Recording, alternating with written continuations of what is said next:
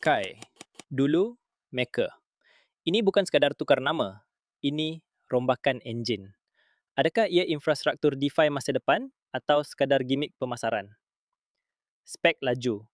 MKR dijenamakan semula sebagai Sky dengan pecahan 1/24,000. DAI pula bertukar menjadi USDS 11. USDS kini adalah stablecoin manakala Sky berfungsi sebagai token tadbir urus dan insentif. Paling utama, Sky Savings Rate, kadar hasil dinamik yang boleh dilaraskan oleh komuniti mengikut pasaran. Kenapa ini penting? Sebab utility. USDS direka untuk pembayaran pantas dengan kos minima disokong oleh transaksi on-chain yang telus.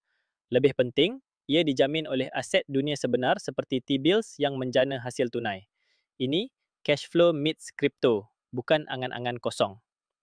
Bayangkan penggunaannya. Syarikat menyimpan sebahagian tunai dalam USDS untuk menjana pulangan melalui Sky Savings Rate.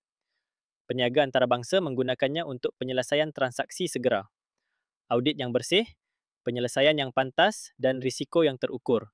Inilah nilai sebenar, bukan cerita dongeng. Tapi, risiko tetap ada. Tadbir urus boleh dimanipulasi. Persaingan daripada gergasi seperti USDT dan USDC adalah sengit. Ditambah pula dengan risiko regulasi dan smart contract yang sentiasa wujud. Jadi, jangan terlalu optimis. Kaji data dulu, baru sentimen. Jadi, bagaimana strateginya? Fikir jangka panjang. Guna strategi DCA yang konsisten. Pantau metrik utility, kadar penggunaan USDS, jumlah nilai terkunci dalam Sky Savings Rate dan pendapatan protokol. Bandingkan pulangan dengan kadar bank.